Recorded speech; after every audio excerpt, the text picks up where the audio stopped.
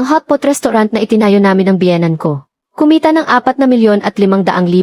Ang tatlong manugang, tig 1,500,000 ang kinuha. Samantalang ako, kahit isang kusing, wala.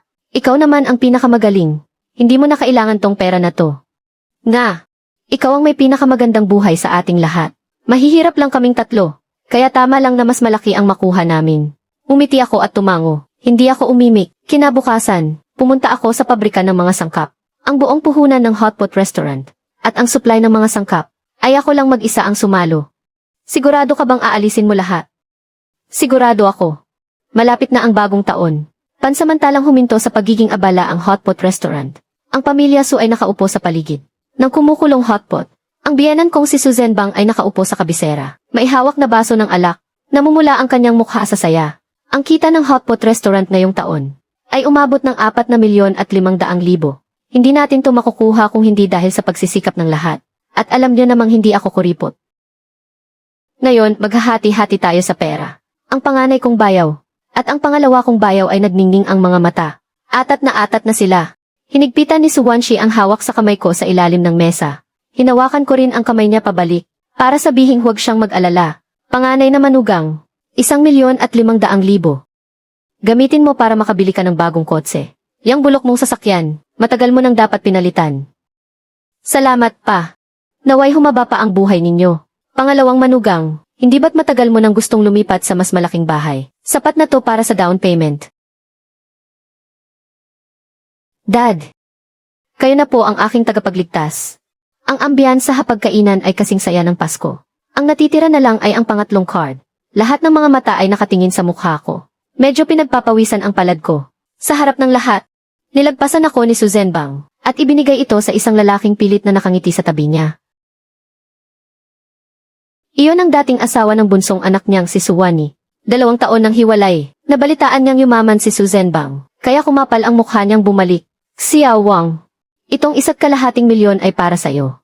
Makipagbalikan ka kay Wani, at mamuhay kayo ng maayos. Dad, huwag po kayong mag-alala. Sa pagkakataong ito, nangangako akong hindi na ako magsusugal. Magsasama kami ni Wani ng maayos. Mabuti. Dahil lang sa sinabi mo, alam kong hindi ako nagkamali ng tiwala sa'yo. Nakaupo ako sa isang sulok, hindi ko man lang nagalaw ang mga kubyerto sa harap ko. Walang tumitingin sa akin, at walang kumakausap sa akin. 3 card, 4,250,000. Naipamigay na lahat, nakaupo sa tabi ko ang asawa kong si Suwanshi. Malungkot din ang ekspresyon ng kanyang mukha. Dad, tumawag siya. Lumingon si Susan Bang at sinulyapan siya. Pagkatapos ay tumingin sa akin. Magagaling naman kayong mag-asawa. Hindi nyo kailangan itong kakarampot na pera. Hindi ba't mayabang si Linkson? Itong kakarampot kong pera, papansinin nyo pa ba? Nga. Napakagaling kaya ni Bayaw. Hindi tulad nating mahihirap. Nga. Dapat magparaya yung mga mas may kaya. Hinila ni Suwanshi ang kamay ko sa ilalim ng mesa. Pinisil niya ng mahigpit. Natatakot siyang magalit ako. Natatakot siyang sirain ko ang kapayapaan sa bahay na to. Natatakot siyang ipahiya ko siya. Hindi ako nagalit. Kinuha ko ang baso sa harap ko at tinungga. Busog na ako.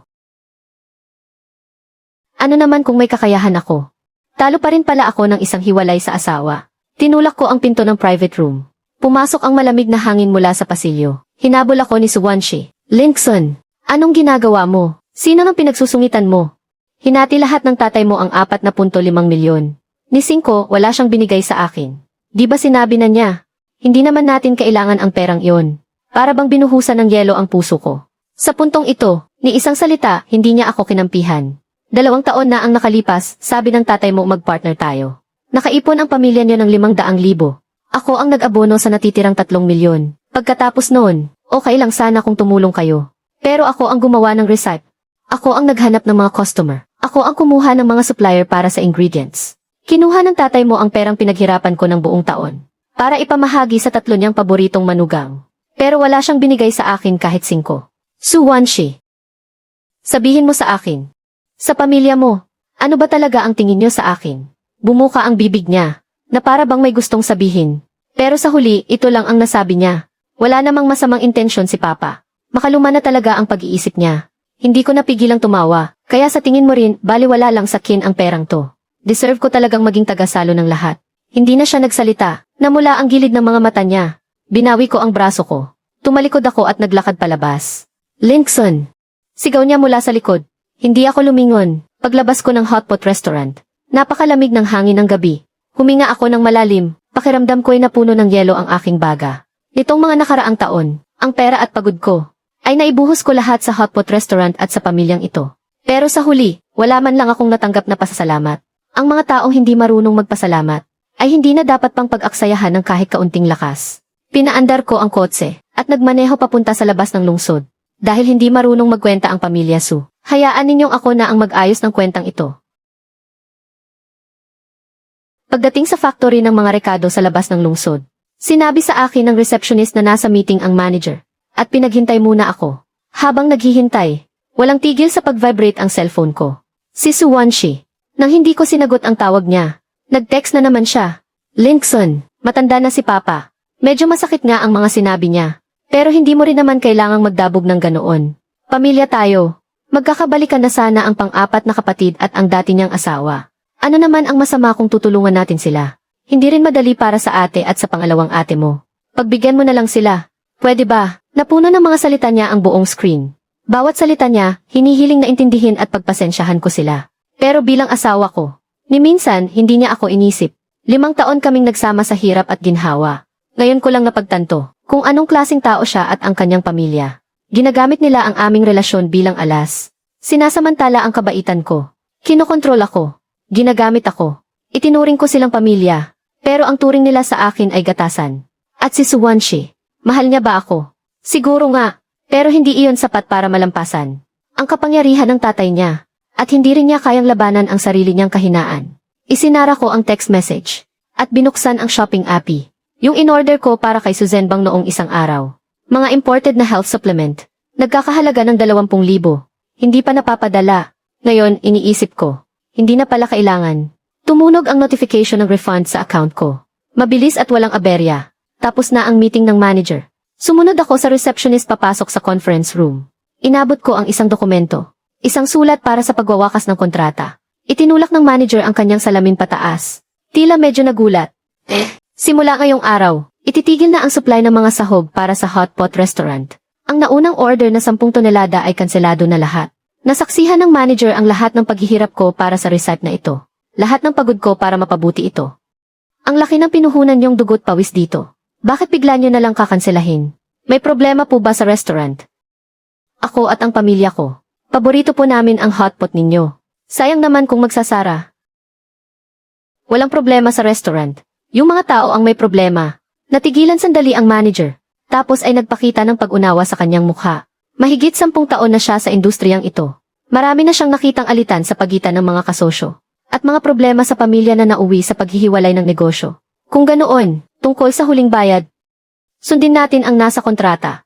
Babayaran ko ang anumang multa sa paglabag sa kasunduan. Isa pa, hindi na lang ako makikipag-partner. Gusto kong mag-solo. Napangiti ang manager. Pumirma na sa kontrata. Sige po, sigurado po, sigurado.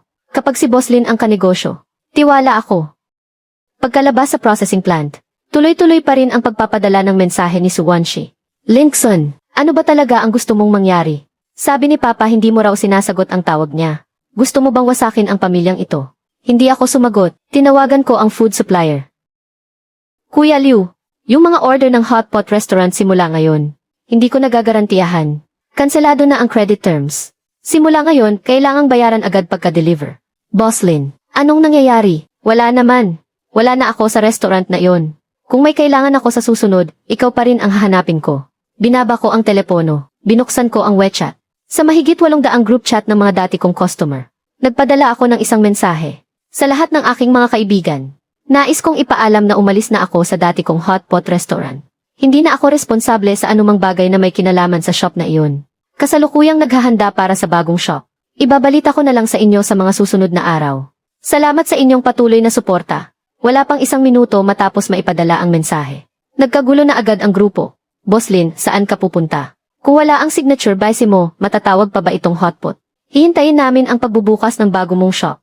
Siguradong pupunta kami para suportahan ka. Hindi ako sumagot. Umalis ako sa group chat. Sa pampublikong account ng hotpot restaurant, mayroon pa akong iniwang 1,860,000 bilang pansamantalang pondo.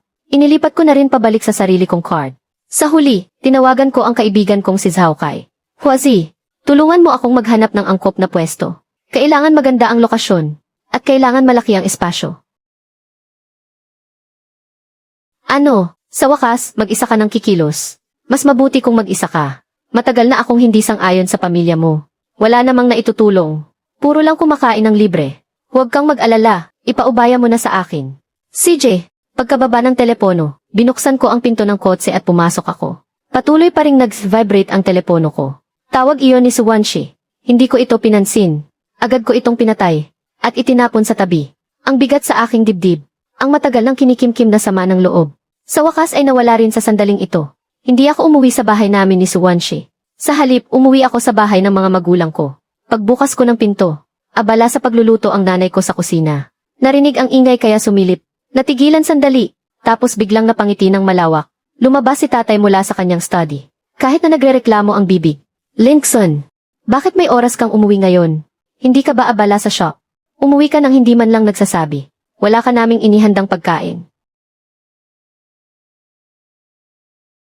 Pinanood ko silang abala sa pag-aasikaso.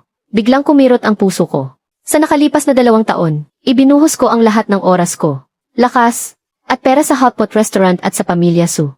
Kahit sa mga holiday o espesyal na okasyon, uuwi lang para kumain. At palaging nagmamadali. Kapag tumatawag sina mama at papa, lagi kong sinasabing abala ako. Mamaya na lang tayo mag-usap. Lumipas ang 2 taon ng ganoon lang. Pero sa huli, ano ang napala ko? Umupo ako sa sofa. Pinapanood si nanay na naghihiwa ng gulay sa kusina, at si tatay na kinukuha ang mga kumot sa balkonahe. Pumasok ang sikat ng araw sa bintana. Tumatama sa sahig. Napakainit sa pakiramdam. Sinabi ko sa sarili ko, mula ngayon, ang pera at oras ay para lang sa mga taong karapat-dapat. Kinaumagahan, pagbukas ko pa lang ng cellphone ko. Tumawag agad si Suwanshi. Nag-alinlangan ako sandali, pero sinagot ko pa rin. Puno ng pag-aalala at galit ang boses niya. Kaya naman pumiyok siya. Saan mo nilipat ang pera? Sinabi ng supplier na hindi ka na raw garantor. Pati ang pabrika ng mga sangkap, sinabing hindi ka na raw magsusupply. Ano ba talaga ang gusto mong gawin? Naging agresibo ang pakikitungo niya. Hindi ako nagpaliwanag, binaba ko ang tawag. Nagdidilig si mama ng mga bulaklak. Lumapit ako sa kanya, kinuha ko sa kanya ang pandilig. Ma, ako na po. CJ, sige, igagawa ka ni mama ng pumpkin pancake. Umupo ako sa harap ng mga rosas. Tumutulo ang mga patak ng tubig sa mga talulot. Tila hinuhugasan nito ang kaba sa dibdib ko. Katatapos lang naming mananghalian. Tumunog ang doorbell. Si mama ang nagbukas ng pinto. Linkson, lumabas ka dyan. Tumayo ako, at hinarap siya. Ano ba talaga ang gusto mo? Pinutol mo ang pondo. Wala na rin yung mga sangkap. Lahat ng supplier, cash ang hinihingi. Paano patatakbo ang shop niyan? Kung hindi na kayang ituloy, edi wag na. Anong sabi mo? Pinaghirapan yan ng tatay ko. Gusto mo bang sirain ang buong pamilya namin? Hindi ko mapigilang mapangisi. Pinaghirapan. Ang totoong pinaghirapan ay hindi binabaliwala sa araw-araw. At lilitaw lang kapag oras na ng hatsian ng pera. Takot lang sila. Takot na baka hindi na sila makakakuha ng pera nang wala man lang ginagawa. Suwanshi.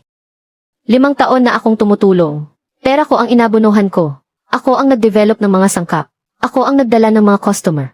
Anong nakuha kong kapalit? Ang ituring akong iba ng tatay mo.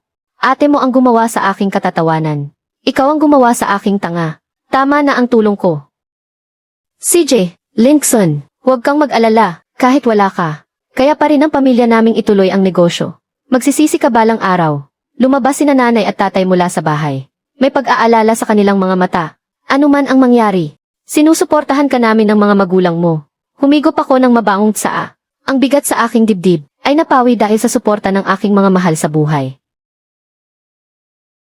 Tumunog na naman ang cellphone ko. Linkson, nakahanap ako ng 3 pwesto para sa iyo. Magaganda ang lokasyon. Kailan ka may oras na tingnan?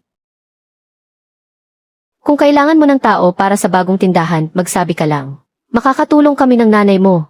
Kung kulang ang pera, mayroon pa tayong ipon sa bahay. Pagsisisi. Ang tanging pinagsisisihan ko ay hindi ko ito ginawa ng mas maaga. Sa sumunod na kalahating buwan, naging abala ako sa pag-aasikaso ng bagong tindahan. Yung mga pwestong tiningnan ni Zhao Kai. Napili ko na. Isang lugar na 4 na kanto ang layo mula sa lumang tindahan. 140 metro kwadrado. Kumpleto ang gamit sa kusina. Ang bentilasyon at tambutso ay pasado sa pamantayan. Sabi ng mga dating customer. Ang tindahan ni Susan Bang. Nagpalit daw ng bagong sahog para sa hotpot. Hindi na raw katulad ng dati ang lasa. Dagdag pa sa kanilang mga sangkap. Nagtitipid sila sa gastos. May isang customer na nagreklamo. Nakakain daw siya ng panis na shrimp paste. Paunti ng paunti ang mga customer araw-araw. Araw-araw silang nalulugi. Hindi ko maiwasang mapabuntong hininga. May karma talaga sa mundo.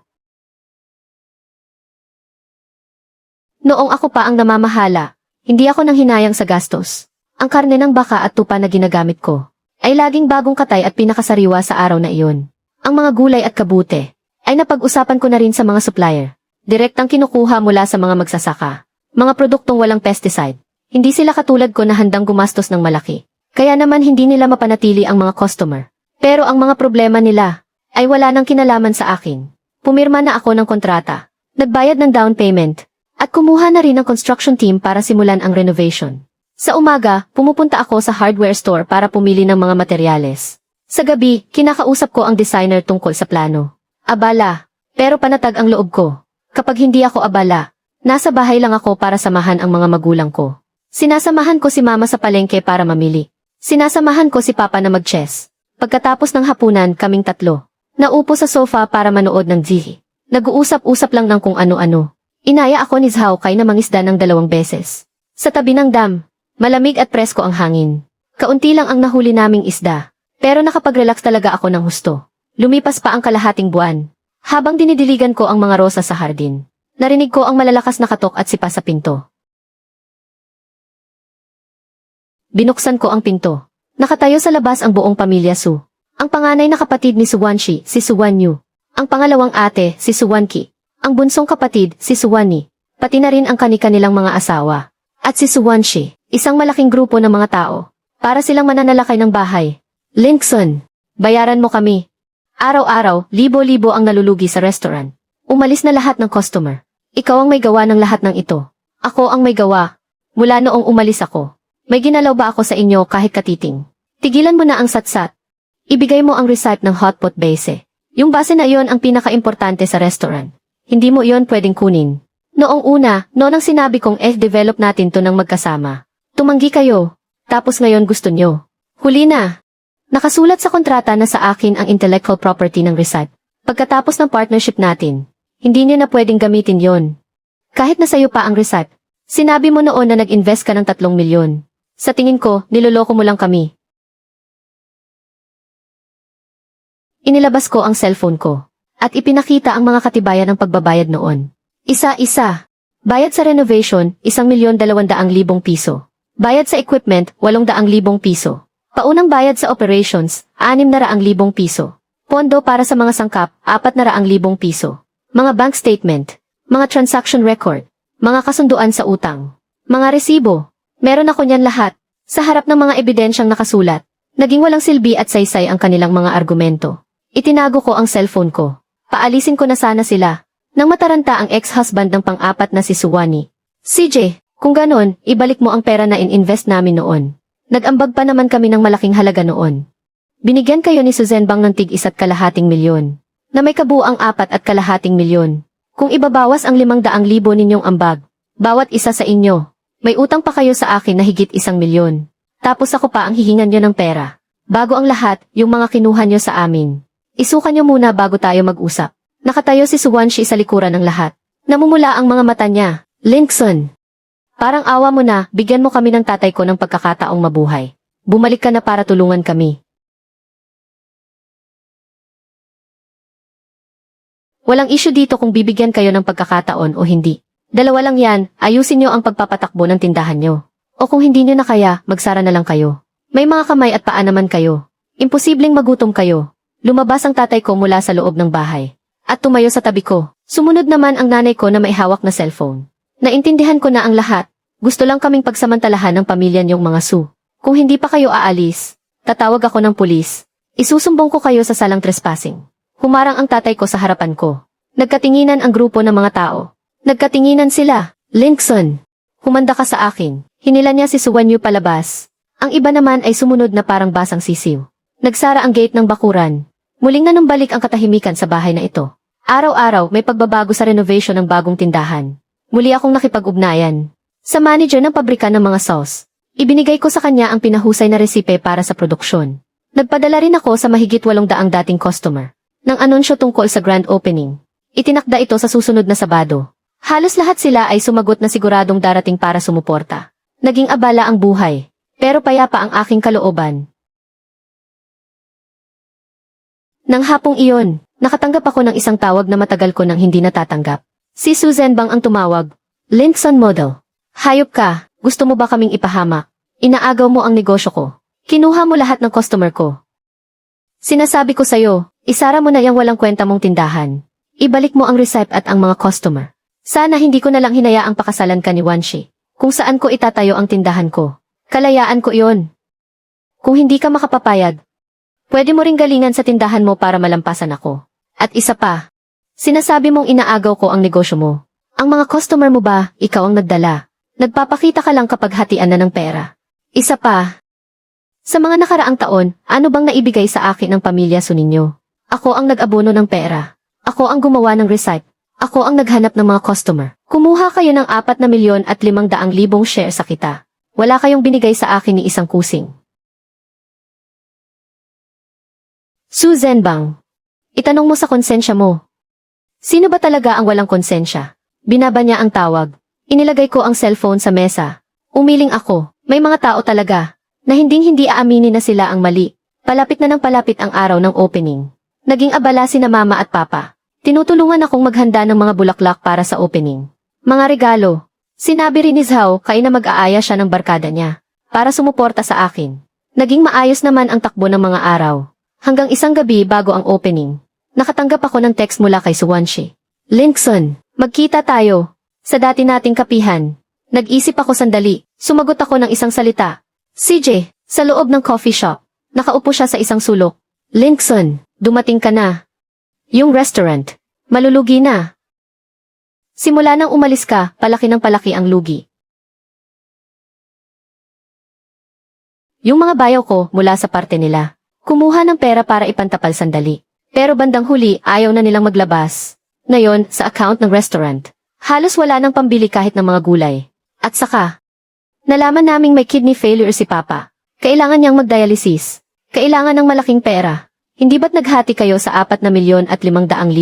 Kung pagsasama-samahin ninyo, sapat na iyon. Yung panganay kong bayaw bumili ng kotse. Yung pangalawang bayaw ko nag-down payment para sa bahay. Ayaw nilang ibenta. Yung ex-asawa ng bunso, dinala yung pera at isinugal.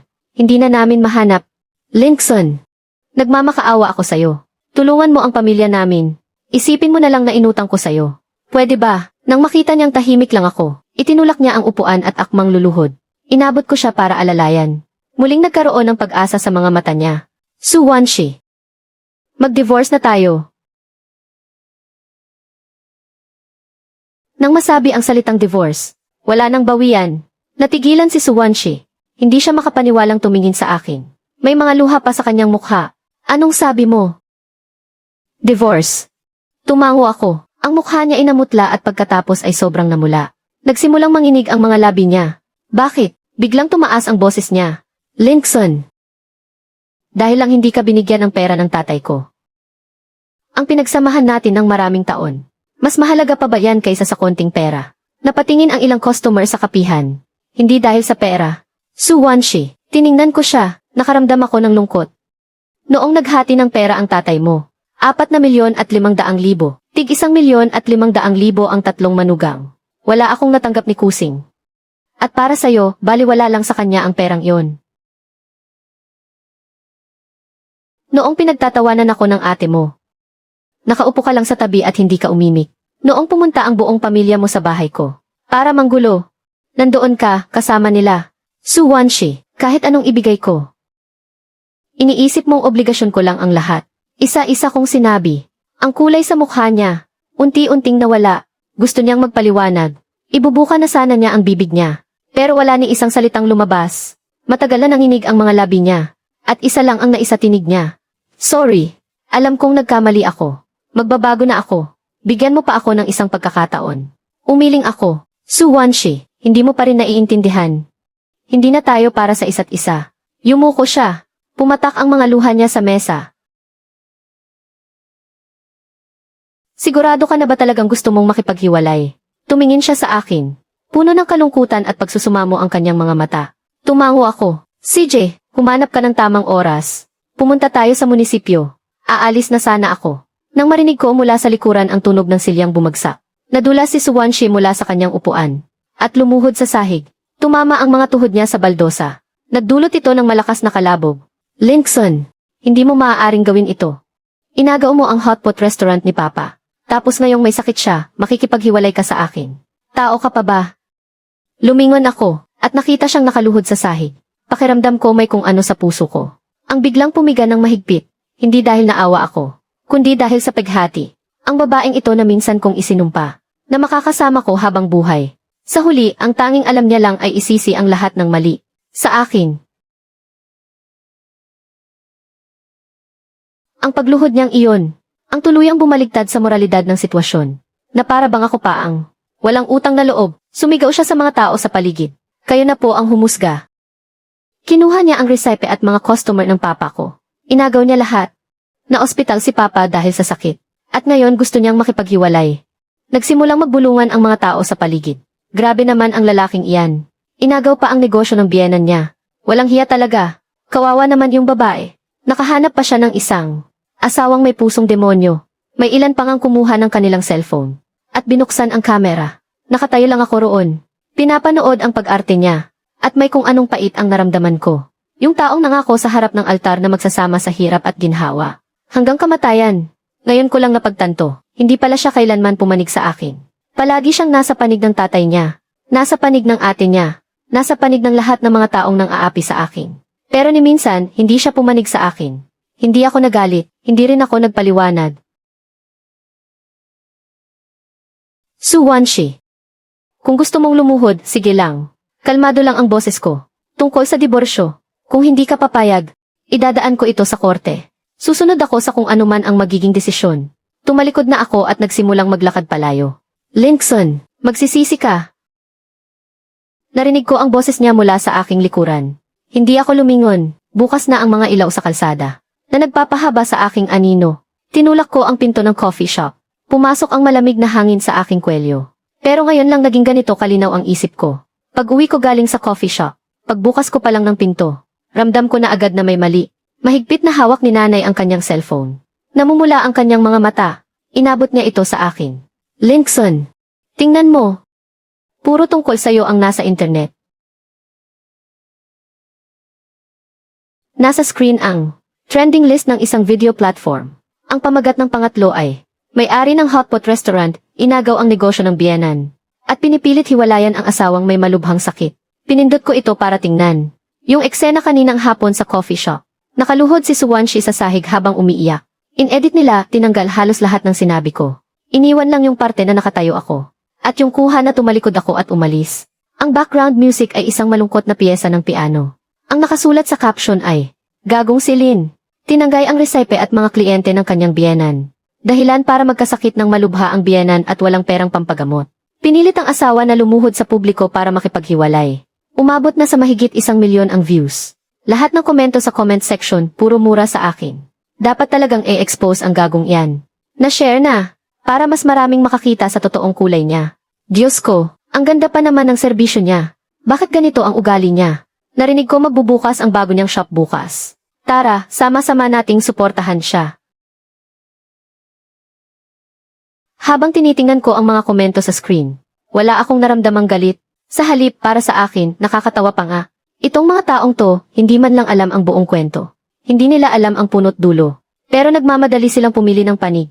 Nagmamadaling mag-share. Nagmamadaling pumunta para suportahan ako. Hindi nila alam na sila ay mga kasangkapan lang na ginagamit ni Suwanshi. Sinagot ni Papa ang tawag. Pumasok siya galing sa balkonahe. Nangingitim ang mukha niya sa galit. Yung flower shop na pinag-orderan natin. Tumawag kanina, kinakansela daw ang order. Ayaw daw nilang makipagnegosyo sa'yo. Takot daw silang mabash ng mga netizen. Binuksan ko ang cellphone ko.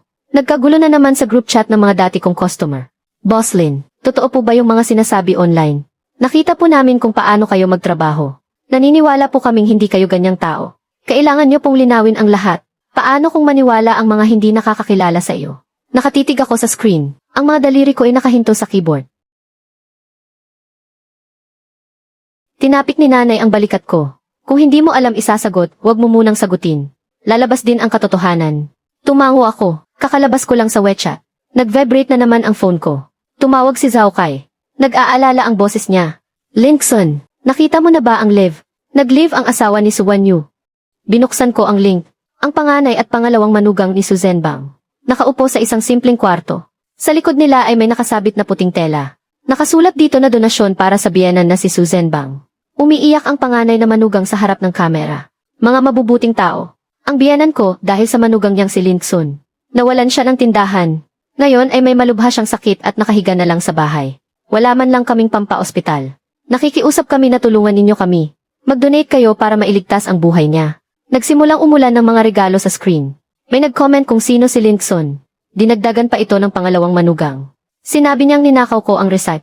Inagaw ang mga customer. At pinilit ang kapatid niyang babae na makipaghiwalay. Puro mura sa akin ang nasa comment section. May nagsabi pa na maglalagay sila ng banner sa tapat ng bago kong tindahan. Hindi ko mapigilang mapangisi. Hindi naman nila ibinenta ang kanilang mga sasakyan at bahay. Hindi sa wala silang pera. Ayaw lang talaga nilang gumastos. Pero ngayon, sinasamantala nila ang opinyon ng publiko. Para ang mga netizen ang magbayad para sa kanila. Tumingin ako sa isang sulok ng live stream. At nakita ko ang anyo ni Su Wanshi. Bigla akong may naalala. Yung itsura niya habang nakaluhod sa sahig ng calf. Gaya ng dati. Hinayaan niya lang ang bayaw niya na siraan ako ng ganito. Pinatay ko ang cellphone ko. At tinawagan ko si Zhao Kai. Huazi, tuloy pa rin ang opening bukas. Nababaliw ka na ba? Puro paninira sa'yo ang nasa internet ngayon. Siguradong may manggugulo bukas. Alam ko, hindi ako natatakot. Lalabas din ang katotohanan. Nagdala si nanay ng isang tasang mainit na tsaa. At inilapag sa harap ko. Baka naman, sa ibang araw na lang tayo mag-opening. Hindi, sabi ko, Nay. Hindi tayo ang nagkamali. Hindi natin kailangang magtago. Sabi ni tatay na nakakunot ang noo. Pero ang gabi na, paano pa tayo makaka-order ng bulaklak niyan? Okay lang, kung kanselado ang mga bulaklak, edi wala. Magbubukas pa rin ang tindahan. Magpapakulo pa rin ang sabaw. Kapag may dumating na customer, aasikasuhin natin. Hinawakan ni nanay ang kamay ko. Bukas sasamahan ka namin. Ano man ang mangyari, sabay-sabay nating haharapin.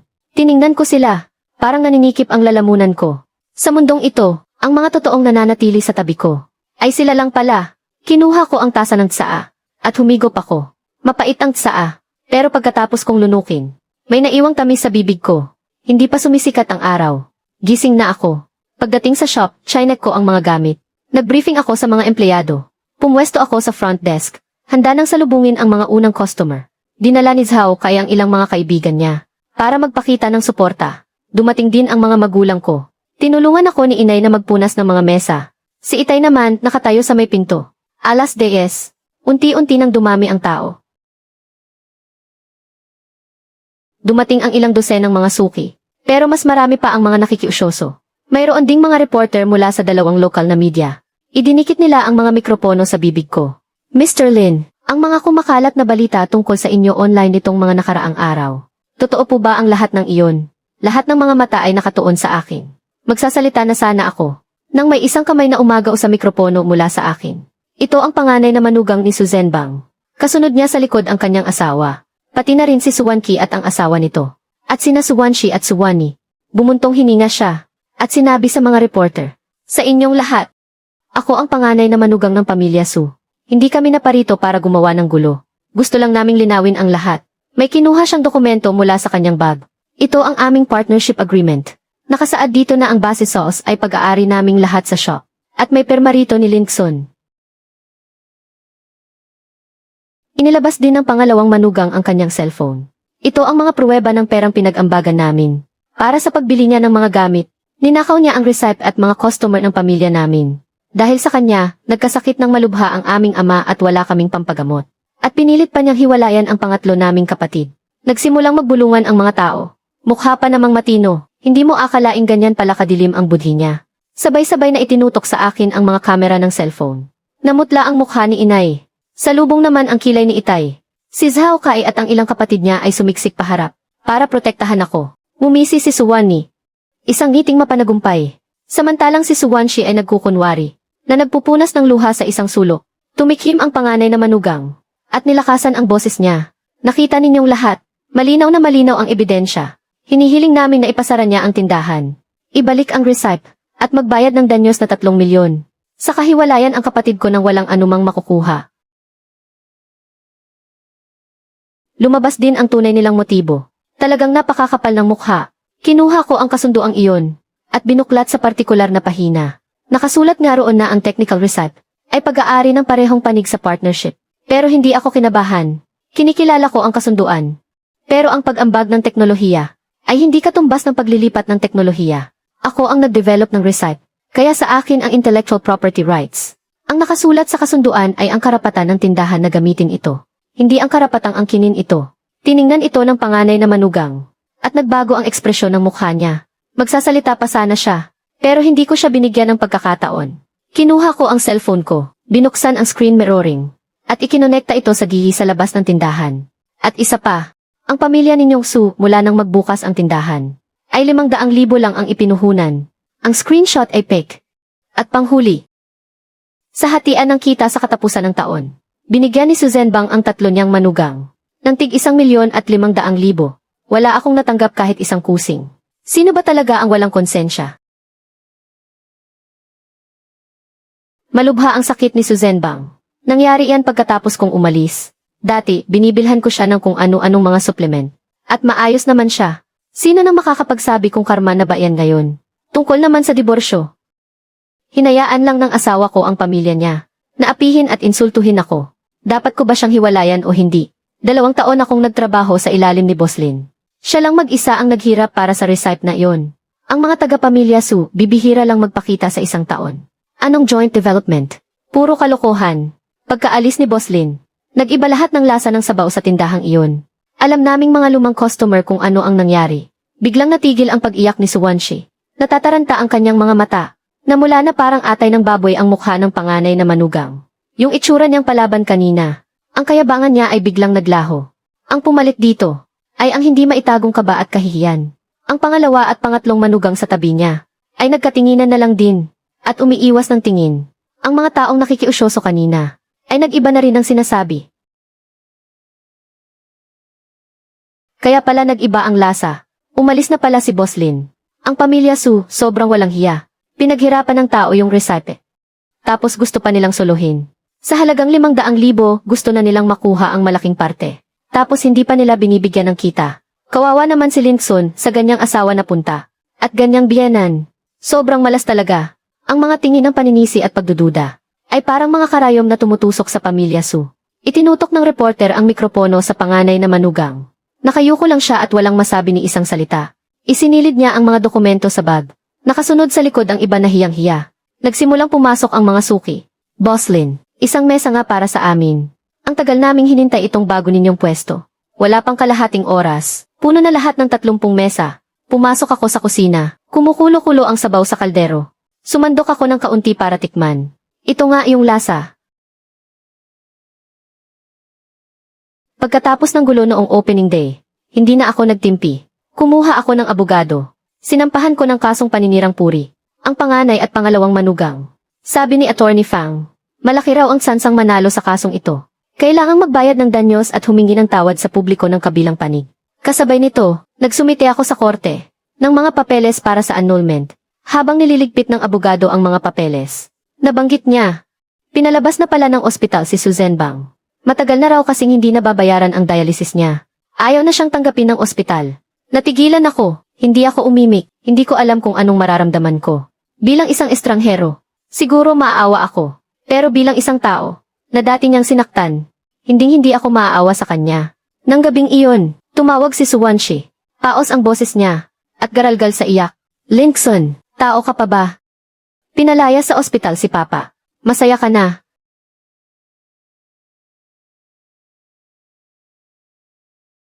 Pinalayas ang tatay mo. Dahil hindi kayo makapagbayad. Anong kinalaman yan sa akin? Anong walang kinalaman? Kung hindi mo lang dinemanda ang bayaw ko, matagal na sanang naipon ang pera. Pinipilit mo lang kami. Sa tingin mo ba makakalikom pa sila ng pera? Suwanshi. Noong sinisiraan ako ng bayaw mo, nanonood ka lang sa tabi. Noong hinahati ng tatay mo ang pera, nanonood ka lang din sa tabi. Noong inaapi ako ng pamilya nyo, nanonood ka pa rin sa tabi. Ngayong may problema na, ako na ang sinisisi nyo. Pero hindi ka dapat maging ganito kalupit. Malapit nang mamatay si Papa.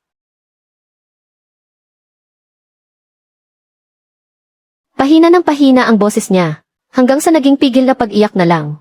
Hindi man lang ako natinag.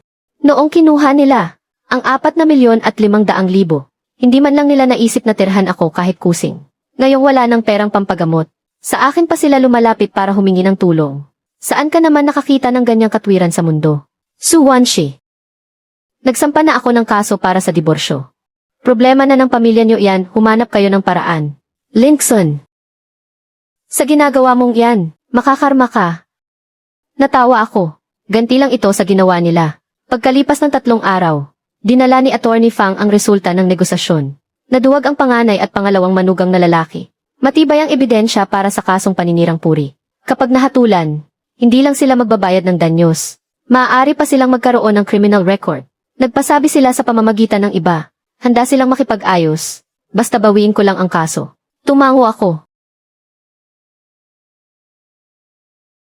Pwedeng iurong ang kaso. Ibalik nila ang kinuha nilang 1,500,000. Humingi sila ng tawad sa publiko at linawin ang katotohanan sa live stream. Natigilan sandali si Attorney Fang.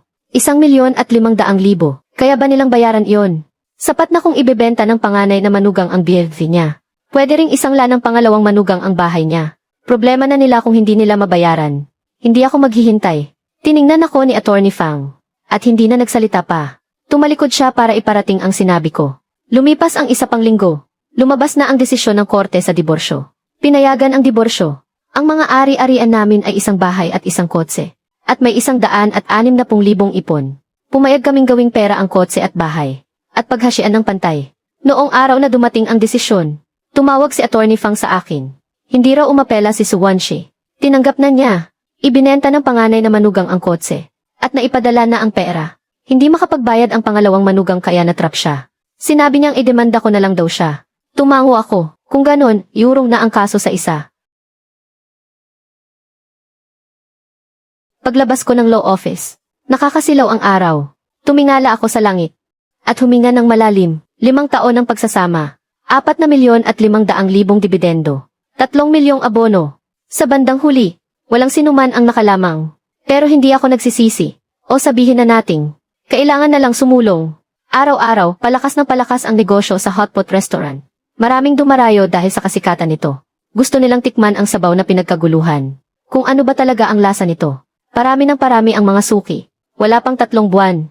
Nalampasan na ng buwan ng kita ang dating record ng lumang tindahan. Sabi ni Zhao Kai, sadyang matibay daw ako. Sa kabila ng gulo, lalo pa kaming sumikat. Hindi ako umimik. Lahat ng ginagawa sa mundo ay may katapat na karma. Sinuwerte pa rin ako sa kabila ng nangyari. Isang dapit hapon noon. Nag-aayos ako ng mga lamesa at upuan sa labas ng tindahan. Lumalamig na ang panahon. Dala ng hangin ang bango ng mga bulaklak. May isang babaeng nakatayo sa kabilang kalsada. Matagal niya akong tinitigan. Si Su Wanshi. Pumayat siya ng husto. Nakasuot siya ng lumang jacket na kulay abo. Basta na lang nakatali ang buhok niya. Lumuwa ang buto sa kanyang pisngi. Mas lumalim ang mga kulubot sa gilid ng kanyang mga mata. Nag-atubili siya sandali. Tumawid siya ng kalsada at lumapit. Linkson, tiningnan niya ako. Pagkatapos ay tumingin sa loob ng tindahan. Ang ganda na pala ng buhay mo ngayon. Hindi ako nagsalita. Wala na sa kanya. Ang dati niyang pagkaarogante. Kumuha ako ng isang upuan. Maupo ka. Umupo siya. Walang laman ang kanyang tingin habang nakatanaw sa malayo. Wala na ang tatay ko. Walang emosyon ang boses niya. Yung ex-husband ni Laosi. Kinuha ang pera at isinugal. Baon na baon sa utang. Pinuntahan niya si Laosi para manghingi ng pera. Walang maibigay si Laosi. Sinaktan niya ito. Pagkatapos ay pinuntahan niya ang tatay ko sa ospital. Sabi niya, yung 1,500,000 noon, ay bigay daw ng tatay ko. Kaya dapat daw managot si tatay. Hindi pumayag ang tatay ko. Nag-away silang dalawa sa kwarto sa ospital. Itinulak niya ang tatay ko. Tumama ang ulo ni tatay sa bedside table. Isinugod siya sa emergency room. Habang sinasabi niya iyon, sa wakas ay tumulo na ang kanyang mga luha. Pero hindi siya humikbi. Ang panganay at pangalawang ate, ayaw na nilang maglabas pa ng pera. Sabi ng isa na ibenta na daw ang kotse. Inilabas ko na ang lahat ng ipon ko. Pero hindi pa rin kinaya ni tatay. Nahatulan ng habang buhay na pagkakakulong ang dating asawa ng bunso. Nabaliw na rin ang bunso. Maghapon lang siyang nasa bahay, hindi lumalabas. Natahimik ako. Hindi ko alam kung anong sasabihin. Bago pumanaw si tatay, may sinabi siya. Sabi niya, may pagkukulang daw siya sa iyo. Sabi niya, ikaw lang daw ang nag-iisa, na taong tunay na naging mabuti sa kanya. Nagkamali lang daw siya. Hindi niya nakita kung sino talaga ang may tunay na malasakit sa kanya. Dati ako ang may kasalanan sa iyo. Ako ang nagkulang. Ang sakit pala kapag walang taong nasa tabi mo. Ngayon, nararamdaman ko na rin. Hindi na kita hahanapin pa. Linkson, sana ay maging matagumpay ang negosyo mo. Tumalikod siya at umalis. Paliit ng paliit ang kanyang anino. Hanggang sa tuluyan siyang naglaho sa kanto. Nakatayo lang ako sa labas ng tindahan. Matagal akong nakatayo roon. Linkson, ano nang tinutunga-tunga mo dyan? Magkita kita tayo mga tol ngayon. At doon ako natauhan. Tumalikod ako at pumasok sa loob. Sumalubong sa akin ang mainit na hangin. Abala ang mga waiter sa paghahain ng pagkain. Nagtatawanan ang mga customer habang hawak ang kanilang baso. Kumakain ng masarap at maanghang na tuwalya ng baka. Sabay inom ng malamig na beer. Lahat ng mga nangyari sa nakaraan ay parang bulang nawala sa isipan. Ganito lang talaga ang buhay. Araw-araw lang ang pagdaan. At hindi na ito maulit kahit sino pa ang magsisi. Magpatuloy ka lang. Huwag ka nang lumingon pa.